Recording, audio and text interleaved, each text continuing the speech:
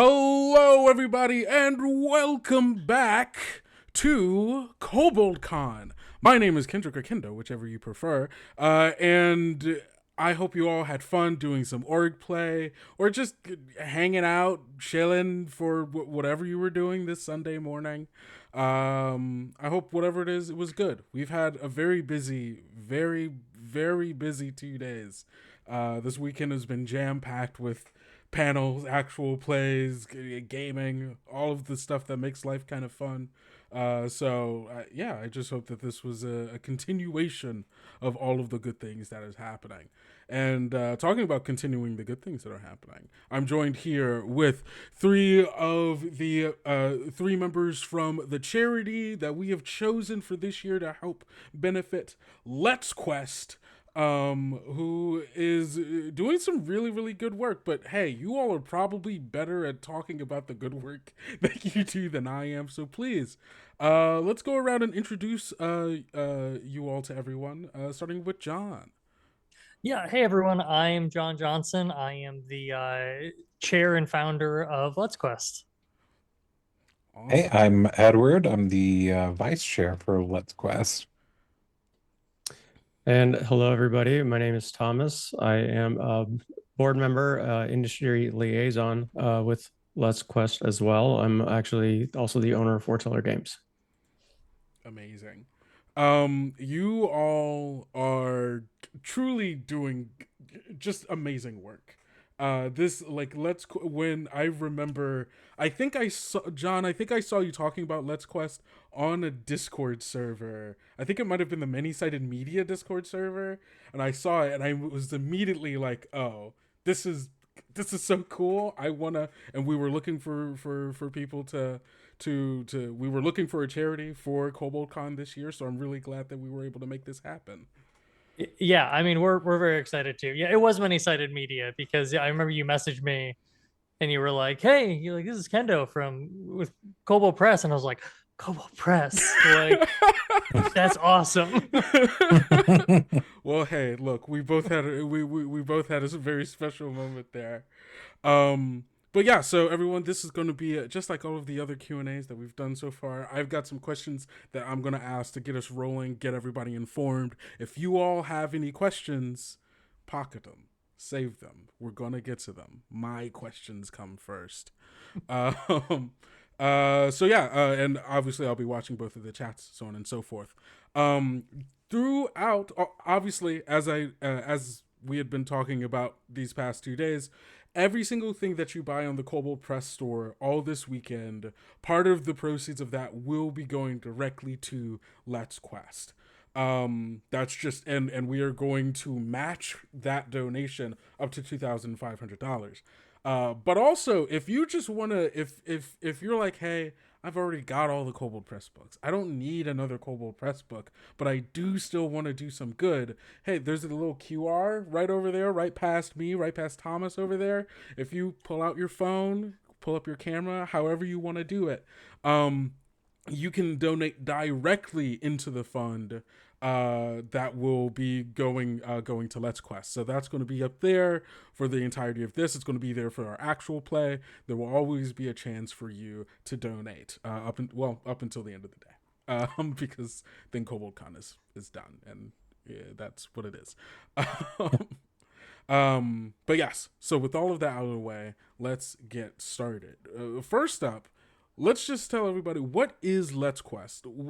How did this come about, and what is the company's mission or the organization's mission? Yeah, so Let's Quest is a 501c3 not-for-profit. We are focused on supporting public school and library TTRPG programs. Uh, that actually wasn't always the explicit goal, so we were even more honed in. Originally, we were looking at like after-school programs specifically, but that very quickly ballooned to also including public libraries, and then discovering that a lot of schools do in class stuff, and so it's not just after school like stuff that they're doing. They're using these materials in classes. So those are all kind of cool discoveries. And it kicked off because at my old day job, one of my coworkers said that his kid really wanted to learn D&D, and he didn't know how to play, but he knew that I did.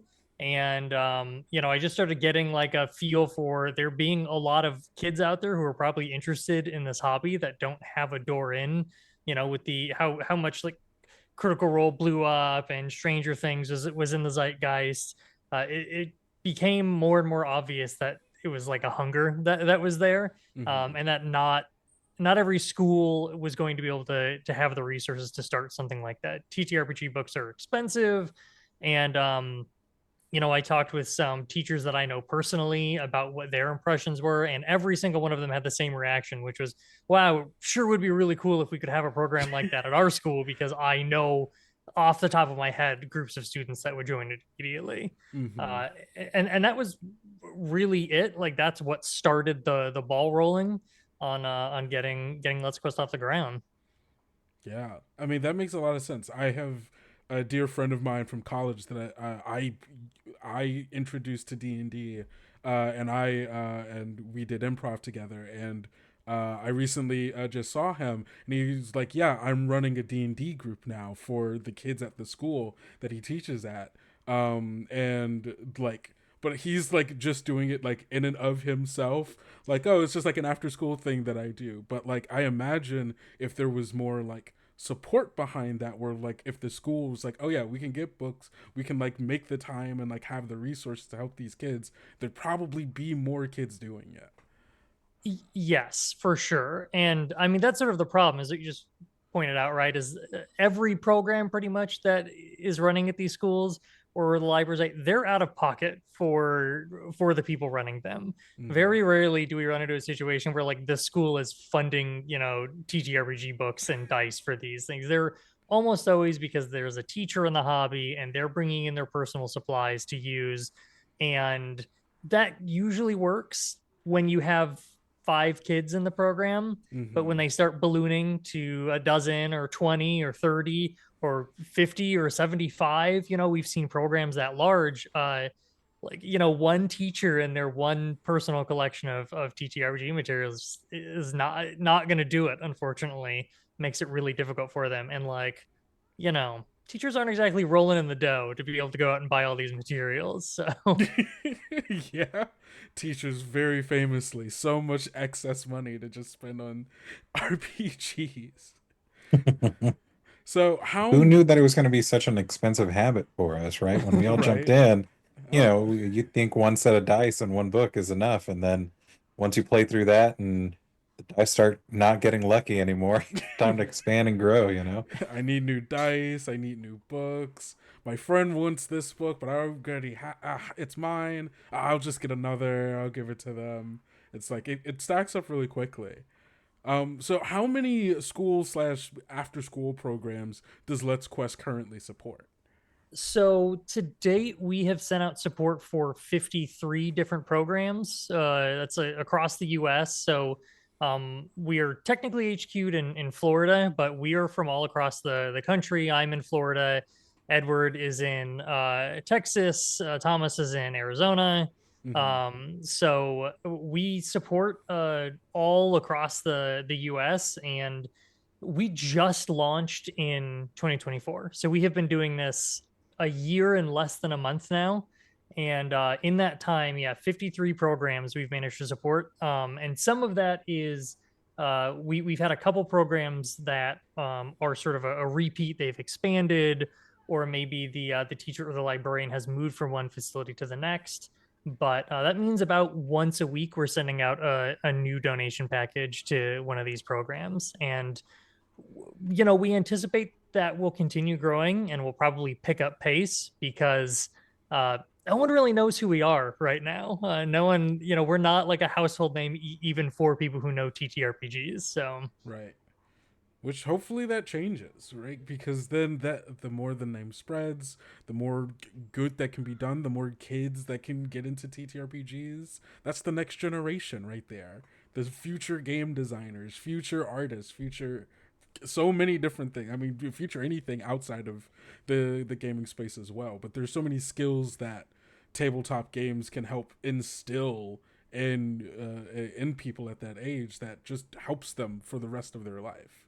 Yeah, yes. that's kind of touching on one of the big reasons why I wanted to be involved in this is specifically that we're at this spot in our creative revolution where, dare I say, AI is super pervasive, right? In everything, and a lot of people are starting to lose skill sets of creating and thinking for themselves, and reasoning and logic and drawing and writing and doing all these things themselves that TTRPGs inherently stimulate, right?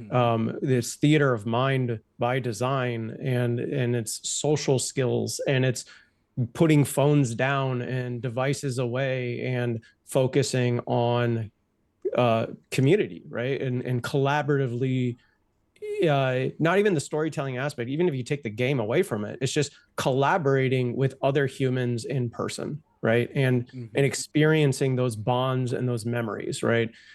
And we see it even in the adult spectrum now, like that we're losing a lot of that, right? And that's why this is really important to everybody, and everybody in the hobby. I know I'm preaching to the choir on this one, but if we can get more kids in schools involved on the early onset, and get them comfortable with these skills, and work it into their lives, we're not going to lose this, right? Like we will win this war against AI taking over artists. Like we will win that, because they're going to grow up with it, and they're going to enjoy it, and it's going to teach them skill sets, and they're going to apply it.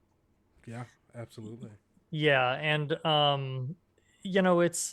you had mentioned like putting screens down, and one of the things that we found with a lot of the programs, and I had mentioned this earlier, that turned out to not just be after school, because there are a lot of schools using TTRPGs in the classroom as like a dedicated no screen time, right? They're not using like computers in the class, they're not using any sort of technology outside of like dice and books, and it's a nice like no tech communal way to play. And it extends beyond students. I mean, Edward, I only know because we met up for a D&D game that was organized online, that we started playing in person, and now we are still friends to this day.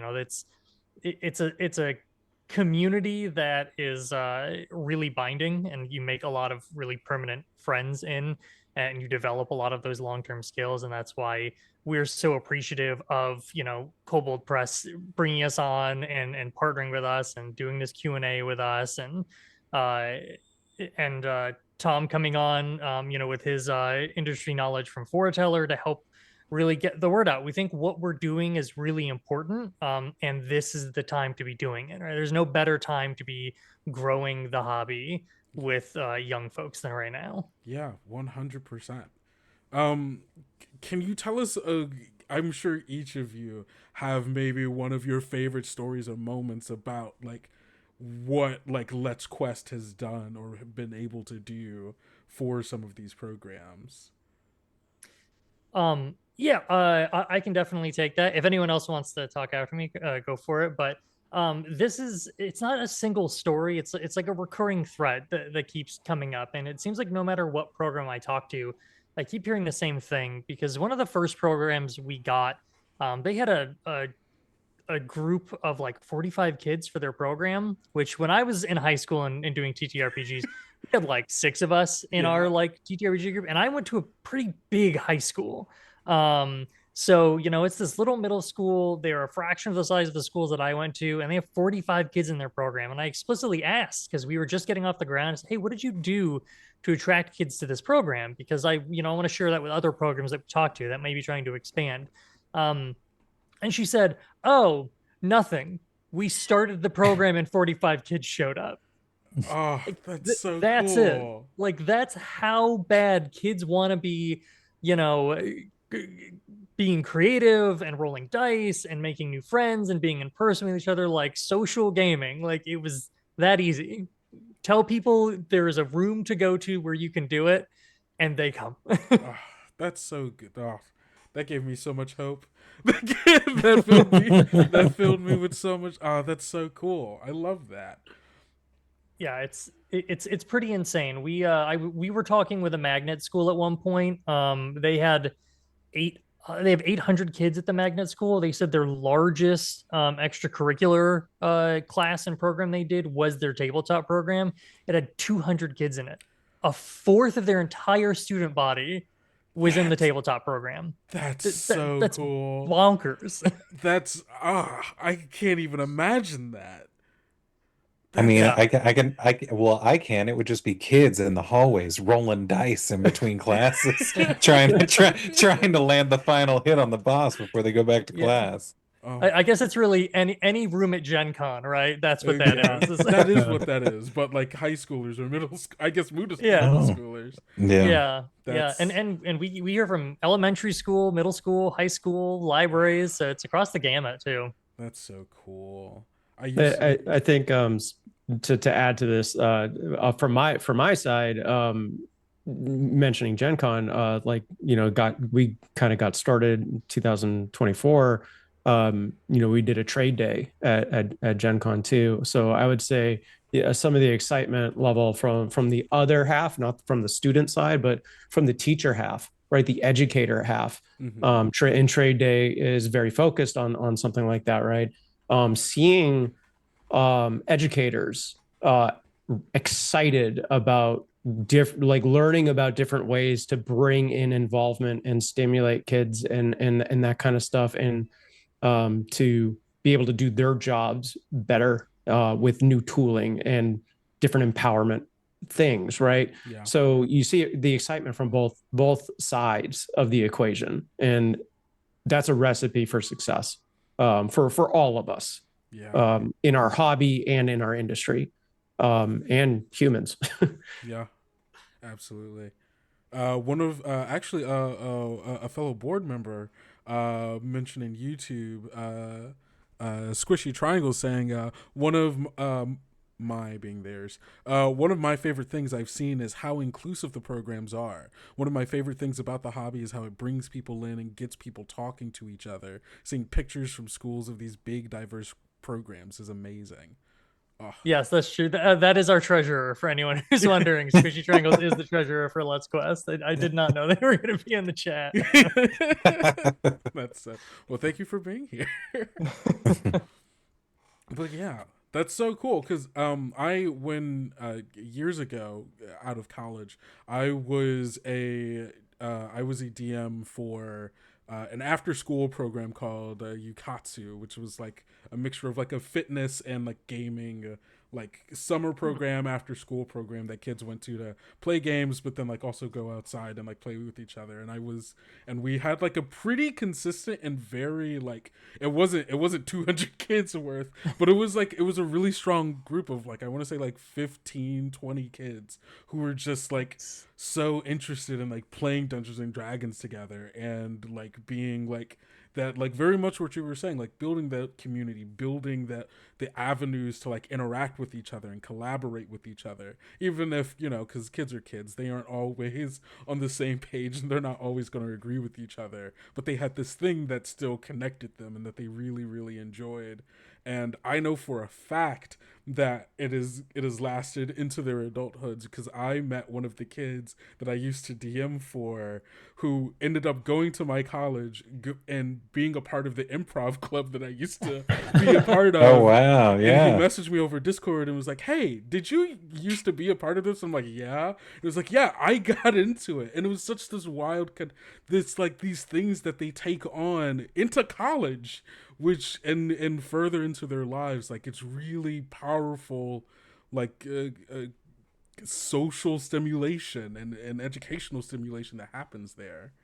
Yeah, I mean, how many of us who were in the hobbies when we were kids like still have really like solid, vivid memories of playing games, right? It's those things stick with you. It's not just a game, right? It's social, right? You're doing it with other people. It makes it so much more memorable, more impactful, I think. Mm-hmm. So like for me with Let's Quest, my sister is like a fourth generation educator.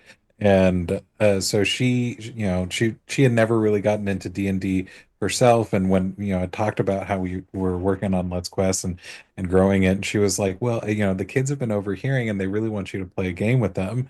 I was like, oh, okay. And, my nephew at the time was like 6, and my niece about, 10. And so I sat them down and I played a game of D&D with them. And I didn't think it had any sort of impact just because, like, kids are, they have ADHD. They're running all over the place. But fast forward to like 2 months later when they come back over and they're like, "Hey, we want to play." And I'm like, "Do you remember where we left off?" And they're like, "Yeah, we were about to go into this room, and you started talking like this." And they were, and even though like it didn't seem like it stuck, they remembered everything, and they were like, "This is what I want to do." They've been like working, they've been problem solving and talking to each other about what they were going to do next time they came over, so they can keep the story going. And I was like, oh, my heart. They remember that, they're learning, they're doing things, and I feel like that's what we help facilitate for these other kids. And that's what has me excited about this program is that hopefully that's, what we're spreading. Mm-hmm. Gosh, that's so good. So for just so everyone knows, the money that you all end up raising, be it from like other contributions, so on and so forth, but even more specifically, how does the money that we're raising this weekend help support what Let's Quest does? Yeah, so any money that comes to us goes directly towards either shipping books that are donated or direct purchasing materials. So things that we don't get like large donations for, like, grid maps or some dice, those sorts of things. So 80% right now of all of the money that comes into us goes to one of those two things. The other 20% currently, it goes to like a normal upkeep stuff like websites and uh keeping our domain and like administrative costs for keep filing our tax stuff, all the exciting stuff that you love to spend money on, right? Yeah. And that's and the thing is 80/20 is a great target for a nonprofit. We're very happy that 80% of the money coming in goes directly towards support, because that's a great target for us as a nonprofit. But those costs of like doing the IRS stuff and doing our websites, like those aren't going to go up. So the like more programs we get in the door, the more like that percentage is going to go in favor of directly supporting programs. Because I mean, last year our entire operating budget was like $4,500, and that it's for some folks that's not like that's pocket change. There are people throwing away money on much like less important things than helping kids, Yeah. so it's exciting because as we grow and we get more programs in the door and we get our name out there and we get more partnerships like this with Kobold Press, right? The more money we get to send out, the more materials, the more impact we get to have. And like our direct impact just keeps going up and up and up and up and up. And it means at some point we're going to it's going to be nearly all of every dollar gets to go directly to programs, which is really amazing. Oh yeah, absolutely. And I guess that kind of goes into my next question. What does the future hold for Let's Quest? Like, what is like pie in the sky? If you had the money and resources, what would you want to be doing? So short term, I'll mention that we will be at QuestCon in Orlando with the table. So if you're at that convention, come check us out. We will also be doing another trade day at this year's Gen Con. So if you're attending trade day, you can find our presentation there. But pie in the sky long term, and maybe Edward and Thomas will have a different thing to say, but I know we've kind of had this goal for a while, is we'd like to find a school district to partner with, because right now one of the most difficult things is like every library program, every school program, it's all like singletons, right? They're not organized in any overarching way. We sort of rely on either just getting lucky when reaching out or waiting on them to come to us. If we could find a district to partner with to help launch a program at every school in the district, and we could support the programs directly with materials, like that's the big goal for us right now. And not just because it would be awesome, but it would also be an awesome test bed, right? Because Yeah. if that goes really well, how much easier is it to convince the next district and the next district until we have like a network of well-supported TTRPG programs across the country? That's the like pie in the sky dream. Oh, that's a world I want to live in. That's Us too. that is a world I want to live in. Amazing. Well, okay, everybody. Now is the time. If you have questions, please let us know. I'm watching the chats, and I've already got one. Warren asks, "What game systems does Let's Quest currently support?" Okay. Yeah. So we have a variety of different like materials that come in our doors. So we tend to try and like recommend the materials that have come in from us. So that might be Tales of the Valiant, or that might be yeah, like Shadow Dark is a popular one, Avatar Legends, Ninth Level Games has sent a plethora of stuff from their awesome world and mazes.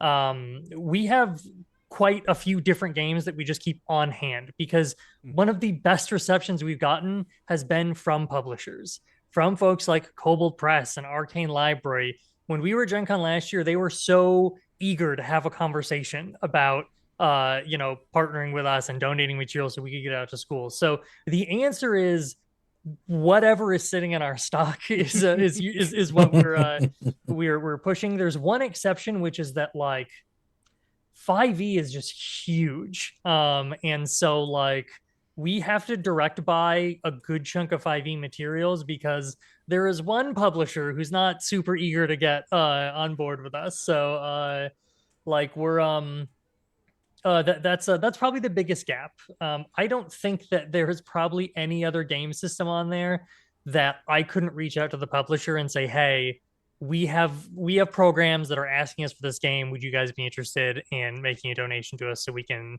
get that?"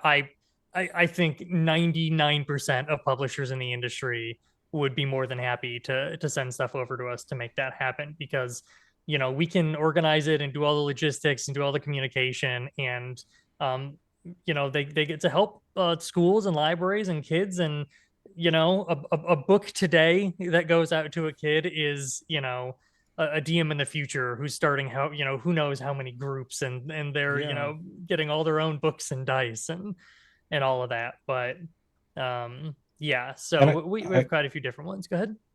I would just say that like we try to send like essentially a starter kit, whatever they need to get up off the ground, with whatever game that they want to do, and we do screen. Uh, Plenty of publishers have been wonderfully supportive and have sent us even digital materials as well that we can also send, but they tend to be sometimes more adult, and so we have been curating, making sure that it's not necessarily going. Elementary school kids aren't, dealing with more adult themed games that exist out there. Unfortunately, we can't have elementary kids playing Morkborg. Right. I'm sure they would have blast. Yeah, that would be wonderful, and I'm sure they would love it, but probably not appropriate. Yeah, understandable. And like if anyone is ever curious, like what we probably have, like we maintain a donors page on our website as well, has all the publishers that have sent material to us. So those are folks that have I said publishers, but there's dice companies on there as well. But folks who have sent us different games that we send out to these programs. But like I said, if someone really wants to start a program on a game we don't have on hand, like we will reach out to the publisher, we will direct buy, we are eager to get all sorts of TTRPGs out there, especially ones that might otherwise fly under the radar. Awesome. Got another question here. Do you see a significant difference in the desire for these programs in public schools versus private schools? Here's the thing. We are focused on on public schools and libraries specifically. They just struggle with funding. Private schools tend to be privately funded, right? It's sort of in their nature. So While like in the future, maybe we expand out that way. We don't have a ton of experience working with them and like what their groups look like because of that, because we pretty explicitly say that on the website, so I'm sure that curbs some from reaching out to us. We have had a few reach outs, so I mean it's certainly there, but yeah, we don't have a good like apples to apples comparison that we can offer, unfortunately. Understandable. Um, yes. If anybody has any more questions, please put them in chat so I can ask them. But if not, I'm trying to think if I have a question. I feel like I did. Oh, I guess I do have a question. You were talking about wait, okay. This isn't I guess this isn't actually a question that has an answer that wouldn't be exactly what I expected it to be, which was I wonder and also I think I have literally no power over, but I would love for us to send you some TOV starter sets for Let's Quest, because we were talking about it yesterday during the Q&A for it, and how it's basically been put together to help introduce people into the concept of playing tabletop games in general. And I could see that being very useful for programs of like kids who are like, I want to do this thing. I don't know what I'm doing though. Yeah, no, I mean, how wild would it be if we were like, no, that's no. Of course, yes, Yeah, we would absolutely love that. And we don't want that one actually. I mean, I don't, something that may or may not be spicy. So, I mean, I did have the opportunity. I joined one of the KoboldCon games and played yesterday. So I had my first experience with Tales of the Valiant yesterday and got to play. Look, I love Kobold, so the fact that there's like a Kobold like in the Valiant 6, and they're like, what do you want to play? I'm like, the Kobold. I want to play the Kobold. But now that I've experienced it, it's like it's so easy for someone to transition to Tales of the Valiant who's already very comfortable with 5th edition D&D. I am very excited to have that in our inventory because it is, like I said, 5e is a large like body in the space. A lot of requests come in because it has Dungeons and Dragons on it, or the programs were launched on 5e, right? They have a couple 5e books, they need more. Tales of the Valiant is something that we can get out to programs that are already on 5e without it being disruptive to the program to try and change systems. And I'm very, very excited about that. Yeah, that makes a lot of sense. We do have another question. How did each of you get started in tabletop RPGs? What made you fall in love with gaming? So I have an older brother who's 7 years older than me, who is actually the reason I know Thomas as well. I have been in gaming since I was a small child because of that. I mean, I grew up on video games and Warhammer and D&D. So I have been like living and breathing games of all shapes and fashions since I was a kid. It's just a part of like who I am and my personality at this point. So there is not a starting moment for me, because instead I just had a starting person, right? My brother was such a large influence in my life that there was not a door that I walked in that was how I got into TTRPGs, right? It's just, I had a guiding hand the entire time throughout my entire life to get me into tabletop. I think I started probably like in high school. I had a friend that introduced me, and his dad would kind of run some games, and for the most part, it was just like the fun camaraderie thing to do on a weekend. Getting together with your friend, and um, we didn't have any money, so it was just like eating bowls of ramen while we're playing games, and that was the fun thing to do. And then really later in life, I was in college, and I had another friend want to play. It was a White Wolf game. Actually, it was Exalted, and played it for my wife and I. And for the first time, we had like a custom game just for us, and something that the both of us just got wrapped up into. And then we kind of fell in love with storytelling in itself. And then and then you take a dive into being a dungeon master, and then now it's like your world that you're kind of growing and expanding on. You just kind of get impassioned by it. It's fun. Yeah. Yeah, I like John alluded to. I grew up with his older brother. Man, I don't know, probably like 10 years old. We were playing Warhammer, every single day after school, kind of thing. And that's lovely because like a dining room table becomes ours for an entire week as we battle. Um, playing old Warhammer Fantasy. But like D&D, I grew up playing with. So I could never. I grew up dyslexic, right? So my brother would always have to read the books and all that stuff. So that was one of my barriers, right? So having programs like this like is important to me because I wouldn't have been so heavily engaged in this space, which ultimately shaped my life.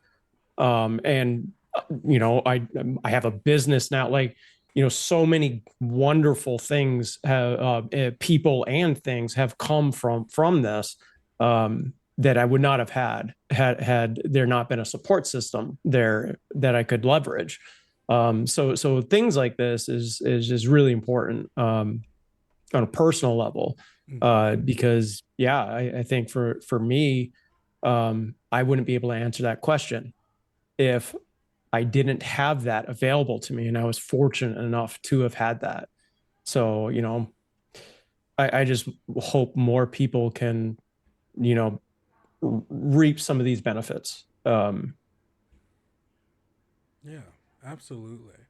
Well, thank you all so much for being here with me and sitting and talking about a thing that I think we're all very passionate about, which is gaming. And thank you all so much for the amazing work that you do. Like, we've extolled its virtues for about 40 minutes now. This gaming is a very powerful, very important thing for lots of people, and the more access that younger people have to it, the better, because they take those skills and those people in that community for however long they can, and that's truly so amazing.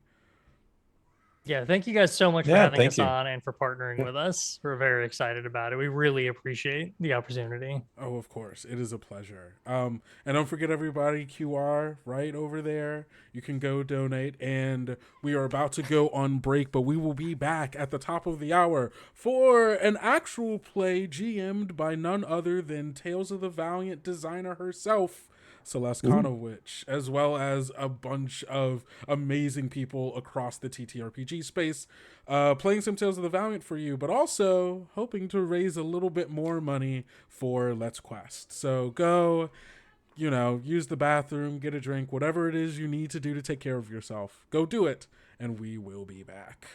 See y'all